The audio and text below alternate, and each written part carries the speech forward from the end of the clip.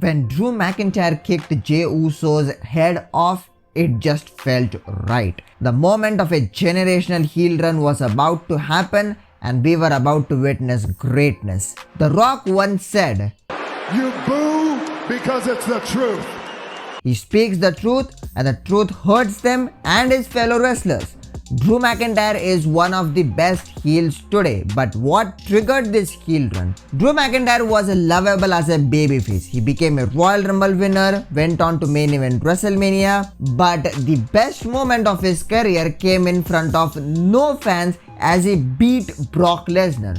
He absolutely squashed Brock Lesnar in about 5 minutes and he became world champion. He was robbed of his big moment despite winning the title. He even had a second opportunity at becoming world champion and we all felt that he might dethrone Roman Reigns once he made his entrance with the Broken Dreams. But he was robbed of his moment once again as Solo Sikoa made his debut that night and cost him the title. He even lost against Gunther a couple of times for the Intercontinental title.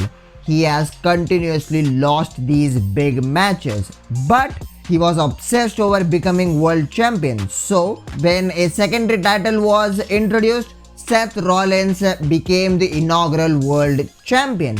He had to wait for a while since the Judgment Day were obsessed with Seth Rollins despite Damien Priest holding the Money in the Bank briefcase. But his patience was rewarded as Drew McIntyre eventually got his shot at the title against Seth Rollins at Crown Jewel.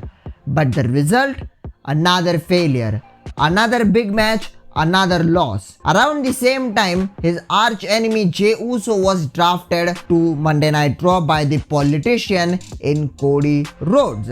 Understandably, Drew McIntyre was pissed off because Jey Uso was still an integral part of the bloodline when Roman Reigns retained the title at Clash at the Castle. And to add to Drew McIntyre's frustration, when he confronted Seth Rollins for another shot on a Raw episode, Seth Rollins didn't just deny Drew McIntyre of his request, but he chose to defend the world title against Jey Uso. McIntyre simply lost it and he attacked Seth Rollins. Now these series of events led to Drew McIntyre turning heel. He was set to take out whoever wronged him in the past, which started with Jey Uso. Oh my goodness! Drew McIntyre is out here. Here goes the Christmas past. Claymore! Then there was the Judgment Day, especially Damien Priest who had the Money in the Bank briefcase, and this is very important and you will know why. Then there is CM Punk. Since the day CM Punk returned to WWE, Punk's goal originally was Seth Rollins. But then there was one Mr. Drew McIntyre who also didn't like CM Punk, and this kind of kickstarted a three-way feud between Rollins, McIntyre and Punk. CM Punk was originally set to face Rollins at WrestleMania, but at Royal Rumble, McIntyre injured CM Punk, which led to CM Punk missing WrestleMania and his dream shattered. The following night, Drew McIntyre came out and he said he prayed for this to happen, and so began the obsession around CM Punk. Even though he was facing Seth Rollins at WrestleMania, his attention was CM Punk and proving a point to him. The end goal was always the World Heavyweight title held by Seth Rollins. But Seth Rollins didn't take him seriously. He repeatedly disrespected him, saying that he couldn't get the job done on multiple occasions, and he said that he was the least of his worries since he was focused too much on the bloodline and to take out The Rock. This angered Drew McIntyre even more, but he wanted to make his actions speak louder than his words. So come WrestleMania, it was showtime. Drew McIntyre did manage to beat Seth Rollins and become World Heavyweight Champion. He kind of completed his own story, but his story was just getting started.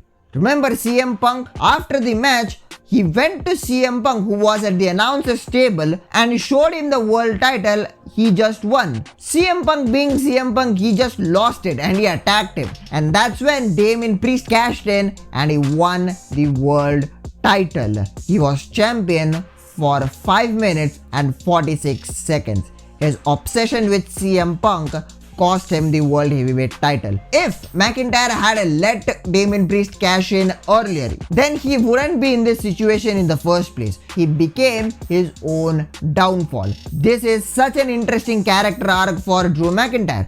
From being a lovable babyface who didn't care about losing a big match to a man who loses his temper even with the smallest trigger. He has come a long way. But that's what makes him a great heel. A heel is supposed to make us angry at the wrestler. A heel is supposed to make us react. And what does the crowd chant when Drew McIntyre talks? His obsession with CM Punk has taken over his life, I guess.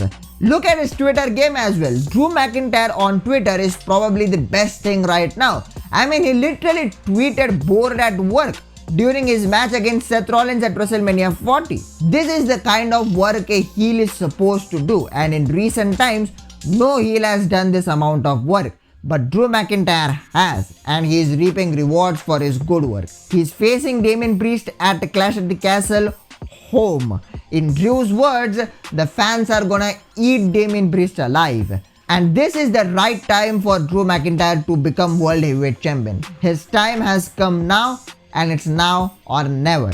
But that's how Drew McIntyre has become one of the best heels, not only in WWE, but in all of pro wrestling.